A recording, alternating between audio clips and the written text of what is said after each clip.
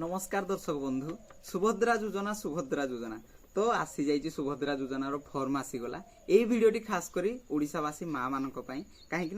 ही मिल सुभद्रा योजना तो देखंतु यही फर्मटी कौठू आणवे ए फर्म कौटी मिलूची एवं एठी कौन फिलअप करेंगे पूरण करेंगे एवं ए फर्म सहित कौन डॉक्यूमेंट दरकार हेले सुभद्रा योजना मिलिबो तो पूरा डिटेल्स मु बतेबी आज्ञा एही गुटिए वीडियो रे आपण क्लियर हो जिवे तो वीडियोटी प्रथम रु शेष पर्यंत निश्चय देखु यह मो रिक्वेस्ट तो प्रथम जानिबा ए फर्म टी आणवे कोठू ना प्रत्येक पंचायत ऑफिस ब्लॉक ऑफिस एवं अंगनवाड़ी केंद्र सबुठी एवं आपनकर ग्राहक सेवा केंद्र मो सेवा केंद्र सबुठी भरपूर मात्रा रे उपलब्ध अछि आज्ञा आपण आनिबा पई हेले प्रथमे गोटे आधार कार्ड नै कि जिवे आनिबा पई तो ताहा पुणी जेरोक्स नुह ओरिजिनल आधार कार्ड नै कि जिवे एवं सेठी गोटे आपनको गोटे दस्खत करिया पई पड़िबो दस्खत कला परे ए फॉर्म रे आपनको मिलि जिवो एपन नै कि आसीबे तो आइला पर कोन फिलअप करिवे जानंतु ना ए फॉर्म टी दुई पेज अछि यार दुई पेज गोटे क भाग आ गोटे ख भाग अछि प्रथमे क भागटी को पूर्ण करिवे आपण कोन पूर्ण करिवे एडी कोन रहिछि ना आपनकर संपूर्ण नाम आधार अनुसार आधार रे जहाँ ना रही आपनकर आधार अनुसार एठी ना पूर्ण करेंगे तापर होची आधार संख्या आपनकर आधार नंबर टी कोन अछि आधार नंबर टी देबे तापर स्वामी पिता को नाम आधार अनुसार आपन जदि मैरिड पर्सन ताहले आपनकर स्वामी को ना एठी दिया जिवो नहले तो आपनकर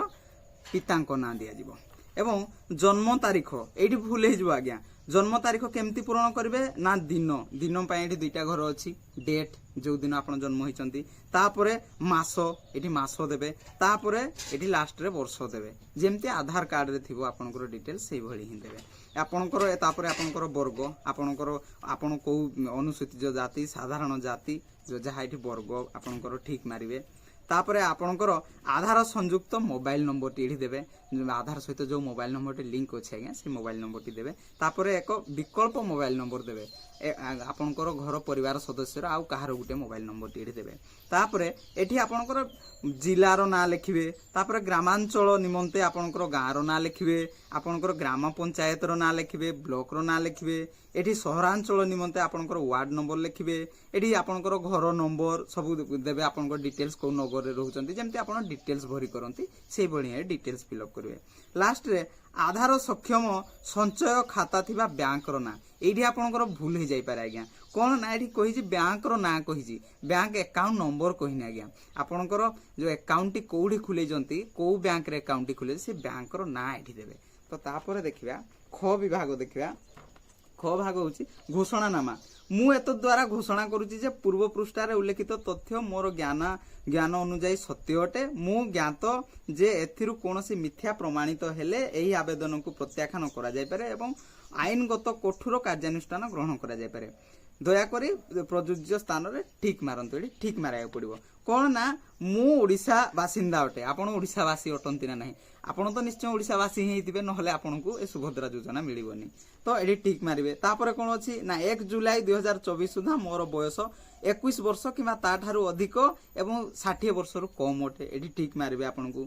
एवं मु कोनोसी राज्य किमा केंद्र सरकारक योजना अधीन रे 1500 किमा ताठारु अधिक 18000 किमा 18000 रु अधिक मासिक आपण पाउनाहांती बोली एठी ठीक मारिबे मु कोनोसी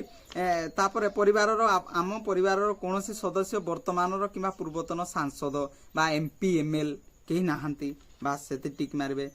मु किमा मो परिवार रो कोनोसी सदस्य आयकर दाता नुहंती एठी टिक मारिबे एठी सबु आपनको ठीक ही मारिया पई पड़िबो आपण जदी भूल कोठी मारिबे तो आपनको पई दृढ़ कार्यानुष्ठान ग्रहण करा जिवो एवं आपनको सुभद्रा योजना रो टंका आज्ञा मिलिबोनी सेति में आपण ठीक ही सब किछि मारिया पई पड़िबो लास्ट रे होची मो परिवार रो वार्षिक आय 2.50 लाख एवं जहा कि 2.5 लाख रु ऊर्ध्व टंका रोजगार होनी एनुअल इनकम होनी बोली एठी ठीक मारिबे एवं यह सब मारला परे लास्ट रे कोन अछि ना आवेदनकारी को दस्तखत आपण जे कोन जो मा वीडियो टी देखुचंती आपनकर दस्तखत आपण ए फॉर्म डी आनिचंती तो आपनकर दस्तखत एठी करिवे एवं